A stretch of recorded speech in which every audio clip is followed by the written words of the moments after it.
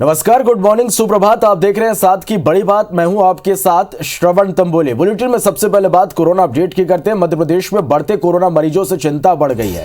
बीते 24 घंटे में 11,274 नए कोरोना के मरीज मिले हैं। मध्य प्रदेश में कल 5 संक्रमितों की मौत हुई है।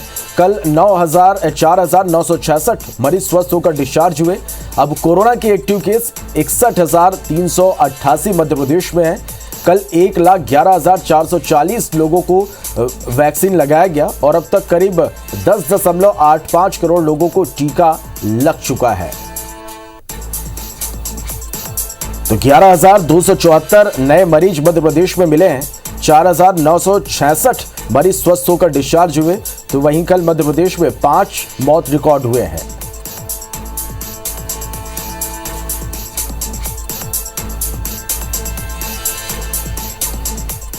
चलिए बात छत्तीसगढ़ की करें तो बीते 24 घंटे में 5,661 नए मरीज मिले हैं। छत्तीसगढ़ में 24 घंटे में 11 मरीजों की मौत हुई है। तो वहीं कल 5,325 लोग स्वस्थ हुए हैं। छत्तीसगढ़ में कोरोना के एक्टिव केस 31,181 हैं। छत्तीसगढ़ की पॉजिटिव रेट 11.76% है। रायपुर के संक्रमण दर 25.11% पर पहुंच गई है। रायपुर में सबसे ज्यादा 1,779 नए केस सामने मिले आए हैं। वहीं दुर्ग में 690 नए कोरोना मरीज मिले हैं। रायगढ़ में 390, बिलासपुर में 331 और जांजगीर में 294 नए केस सामने आए हैं। और इसके साथ ही राजनांदगांव में 222 नए केस सामने आए। कोरबा में 196, मुंगेली से 181 नए केस मिले हैं। कांकेर में 133 नए केस सामने आए। तो वहीं धमतरी में 132, सरगुजा में 122, दंतेवाड़ा में 119 नए संक्रमित मिले हैं। तो वहीं सुकमा में 105, बलौदाबाजार से 102 नए केस सामने आए। बस्तर से 102, महासमुंद में 100 नए पॉजिटिव मरीजों की पहचान हुई है। तो वहीं बालोद में 99, सूरजपुर में 99 और कोंडागांव में 83 नए केस मिले हैं। चलिए तो 5,661 नए मरीज मिले हैं। 5,325 मरीज स्वस्थ होकर डिस्चार्ज हुए। तो वहीं बीते 24 घंटे में 11 मरीजों की मौत हुई है।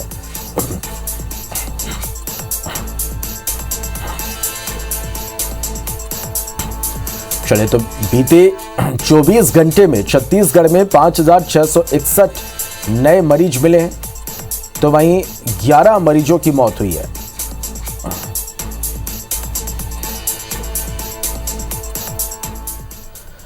तो छत्तीसगढ़ में कल ओमिक्रॉन वेरिएंट के 15 और मरीज मिले हैं, जिनमें से बिलासपुर में 8, राजनांदगांव में 6 और रायपुर में 1 ओमिक्रॉन मरीज की पहचान हुई है। और इसके साथ प्रदेश के अब तक प्रदेश में ओमिक्रॉन के 36 मरीजों की पुष्टि छत्तीसगढ़ में हो चुकी है, जिसमें अब तक राजनांदगांव में 13, बिलासपुर में 12, रायपुर में 8 और दुर्ग में 3 ओमिक्रॉन मरीजों की पहचान हुई है। इनमें से 4 बच्चे भी शामिल हैं। हालांकि इनमें से आधे से ज्यादा मरीज स्वस्थ हो चुके हैं, लेकिन एहतियातन स्वास्थ्य विभाग परिजनों के सैंपल की जांच करा रहा है। इधर रायपुर में खतरनाक वायरस के संक्रमण दर 25% पर पहुंच गई है, यानी जांच कराने वाला हर चौथा शख्स कोरोना से संक्रमित पाया जा रहा है। शनिवार को जारी आंकड़ों के मुताबिक 7,126 जांच में 1,789 लोगों में कोरोना संक्रमण की पहचान हुई और बीते 24 घंटों में जिले में 1 कोरोना संक्रमित की मौत हुई। और राहत की बात यह है कि ज्यादातर मरीज मामूली लक्षण वाले हैं।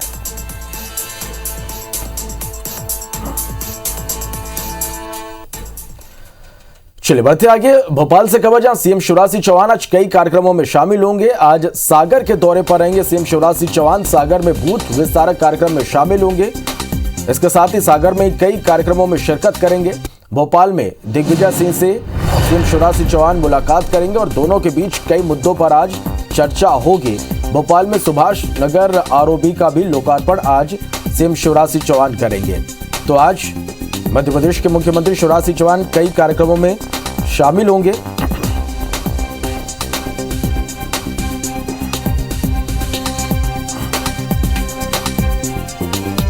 तो आज सागर के दौरे पर रहेंगे सीएम शिवराज सिंह चौहान और सागर में बूथ विस्तारक कार्यक्रम में शामिल होंगे। इसके साथ ही सागर में ही कई कार्यक्रमों में शामिल होंगे। भोपाल में दिग्विजय सिंह से सीएम शिवराज सिंह चौहान मुलाकात करेंगे। दोनों के बीच कई मुद्दों पर चर्चा होगी। और इसके साथ ही भोपाल में सुभाष नगर आरओबी का लोकार्पण भी सीएम करेंगे।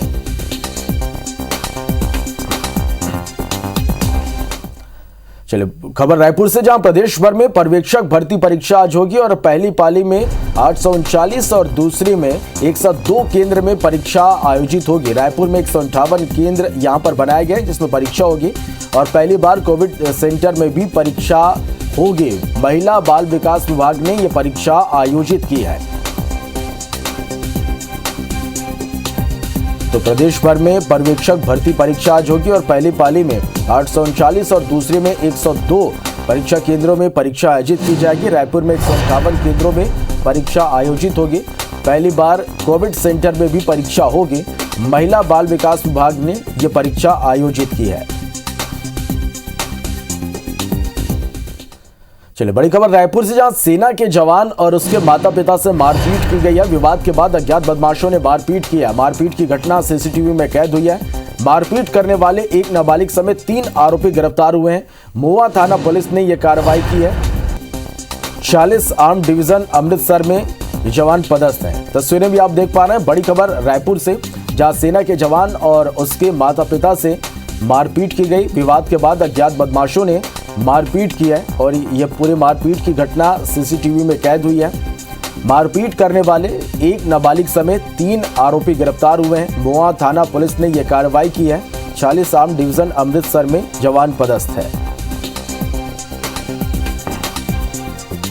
तो तहसीन जैदी हमारे संवाददाता ज्यादा जानकारी के साथ फोन लाइन पर जुड़े। तहसीन, क्या कुछ जानकारी इस खबर पर?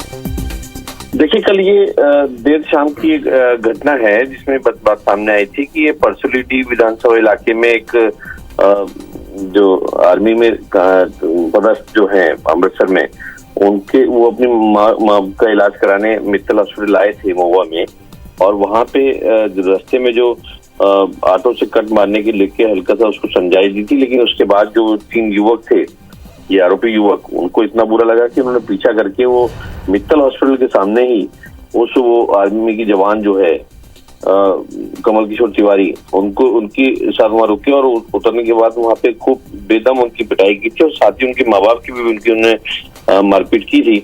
उसकी जो रिपोर्ट है वो मोवा थाने में की गई थी और पुलिस ने अज्ञात के खिलाफ मामला दर्ज कर लिया था। हालांकि ये सेना में पदस्थ जवान है, भारतीय सेना का जवान है, तो उसको लेके पुलिस ने गंभीरता से लिया और देर रात जो है उसमें 3 युवकों को उसमें गिरफ्तार किया गया है, जिसमें एक नाबालिग है। अगर उसमें बात कर ले तो उसमें एक आसिफ अली जो है वो प्रेमनगर मोवा का रहने वाला है और दूसरा जो है अब्दुल शाहिल, ये जो है अमन नगर मोवा का रहने वाला है और एक नाबालिग युवक है।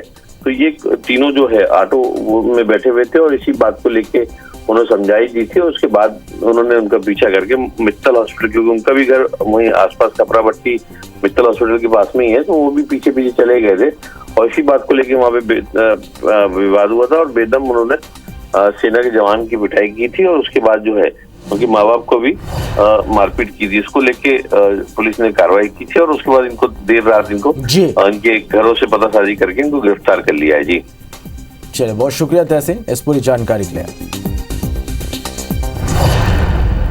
चलिए बढ़ते आगे। छत्तीसगढ़ के मुख्यमंत्री भूपेश बघेल ने अमित शाह के डोर टू डोर कैंपेन पर निशाना साधा है। अमित शाह के चुनाव कैंपेन में भीड़ को लेकर सीएम भूपेश बघेल ने ट्वीट कर लिखा कि एफआईआर सिर्फ कांग्रेस की ही मुख्यमंत्री पर क्यों किया जा रहा। शाह को निर्वाचन आयोग डोर टू डोर कैंपेन अभियान का ब्रांड एम्बेसडर बनाए। बता दें कि अमित शाह यूपी के कैराना में डोर टू डोर कैंपेन उन्होंने किया है। तो छत्तीसगढ़ के मुख्यमंत्री भूपेश बघेल ने अमित शाह के डोर टू डोर कैंपेन पर निशाना साधा। अमित शाह के चुनाव कैंपेन में भीड़ को लेकर सीएम भूपेश बघेल ने ट्वीट कर लिखा कि एफआईआर सिर्फ कांग्रेस के ही मुख्यमंत्री पर क्यों किया जा रहा। शाह को निर्वाचन आयोग का डोर टू डोर कैंपेन अभियान का ब्रांड एम्बेसडर बनाए। बात बता दें कि अमित शाह यूपी के कैराना में डोर टू डोर कैंपेन उन्होंने किया है। चलिए बढ़ते आगे। छत्तीसगढ़ के किसानों को बड़ी राहत देते हुए मुख्यमंत्री भूपेश बघेल ने धान खरीदी की अंतिम तारीख 1 हफ्ते और बढ़ा दी है। पहले समर्थन मूल्य पर 31 जनवरी तक ही धान की खरीदी की जानी थी। सरकार के इस फैसले से किसानों को एक बड़ी राहत मिली है। दरअसल बेमौसम हुई बारिश की वजह से कई जिलों में धान खरीदी प्रभावित हुई थी।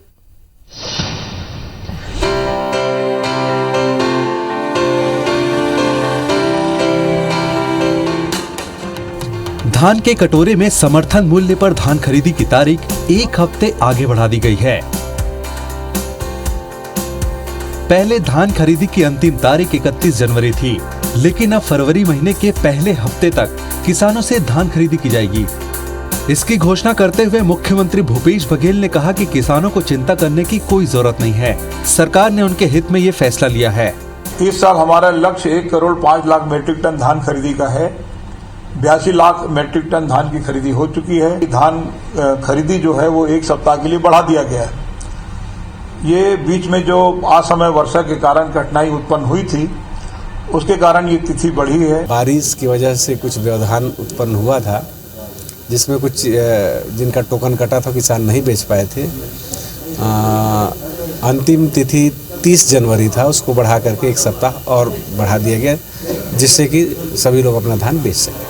दरअसल पिछले दिनों बिन मौसम हुई बारिश की वजह से छत्तीसगढ़ में धान की खरीदी प्रभावित हुई थी और किसान अपना धान नहीं बेच पाए थे। उन्हें किसी तरह आखिरी तारीख 31 जनवरी तक ही धान बेचने की चिंता थी। ऐसे में सरकार का ये फैसला किसानों के लिए बड़ी राहत है। छत्तीसगढ़ के सभी किसानों ने इस फैसले का स्वागत करते हुए मुख्यमंत्री के प्रति आभार भी जताया। छत्तीसगढ़ शासन है आज हम लोग पुनः 1 सप्ताह के लिए धान बेचे के अवसर दी से उस सरकार में धन्यवाद देता हूँ तहे दिल से। जय छत्तीसगढ़, जय भारत माता। जैसे आप मन के माध्यम से पता चलिस कि सरकार हमार मन के 1 सप्ताह धान खरीदी और बढ़ा दे है, पर पूरा किसान मन में खुशी के लहर दौड़ गए। अब हमार धान हाँ पूरा बिक सकी। किसान मन उदास होके अपन माथ में तरवल दे दी से हमार सरकार हर धान ला खरीदी बर 1 हफ्ता के अपन समय बढ़ाई से और हमार बर बहुत खुशी की लहर उपजी से। मांग भी किसान मन के जो समय बढ़ाए के वो मांग ला पूरा करी सकल में बहुत बहुत धन्यवाद देता हूँ छत्तीसगढ़ सरकार ला। इधर विपक्ष का कहना है कि धान खरीदी की मियाद कम से कम 1 महीने बढ़नी थी, साथ ही किसानों को हुए नुकसान का मुआवजा भी जल्द देना चाहिए। और जब धान खरीदी की शुरुआत हुई थी तो उसी समय से मौसम खराब हो गया, तो कम से कम 1 महीना बढ़ाना चाहिए। जो बहुत ज्यादा खराब हो गया है तो उसको मुआवजा कितना दिया जाएगा, तो ये फैसला भी सरकार को साथ साथ में लेना चाहिए। छत्तीसगढ़ में 21 जनवरी तक 81 लाख मीट्रिक टन धान की खरीदी की जा चुकी है। कुल 19,43,000 किसान समर्थन मूल्य पर अब तक धान बेच चुके हैं। ये सरकार के अनुमानित लक्ष्य का लगभग 77.58% है। सबसे ज्यादा 7,21,000 मीट्रिक टन धान की खरीदी जांजगीर चांपा जिले में हुई है। Bureau report, IBC 24। मर्त्या के छत्तीसगढ़ के खाद्य मंत्री अमरजीत भगत शनिवार को सरगुजा जिले के सीतापुर पहुंचे, जहां उन्होंने समर्थन मूल्य में धान खरीदी को लेकर बीजेपी नेताओं पर जमकर निशाना साधा और कहा कि लंबे संघर्षों के बाद छत्तीसगढ़ में किसान हितैषी कांग्रेस की सरकार बनी है।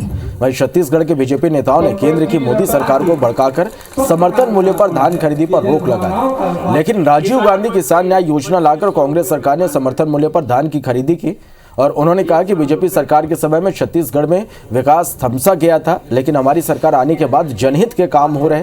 किसानों में खेती की ओर अब रुझान बढ़ा और इस बार 105 लाख मीट्रिक टन धान खरीदी का लक्ष्य रखा गया। साथ ही किसानों की सुविधा को देखते हुए धान खरीदी की तारीख भी आगे बढ़ाने का फैसला लिया गया है। भगत ने कहा कि बीजेपी के शासनकाल में सीतापुर बिजली, पानी और सड़क के लिए तरसता था।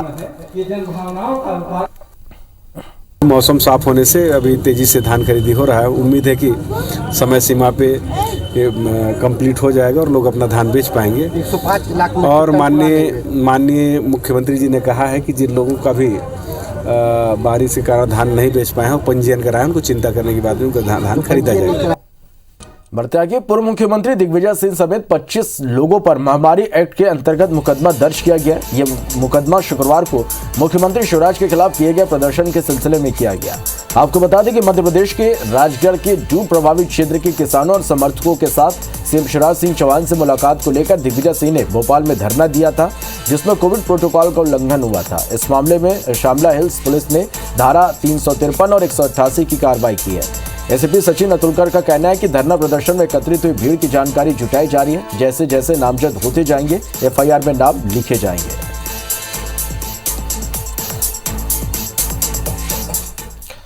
मर्त्या के IBC 24 की खबर का एक बड़ा असर हुआ है। ट्रेन से रोजाना सफर करने वाले यात्रियों को टिकट लेने और किराए के नाम पर एक्स्ट्रा चार्ज नहीं देना पड़ेगा। दक्षिण पूर्व मध्य रेलवे जोन ने 22 महीने से बंद MST की सुविधा को आज से बहाल कर दिया है।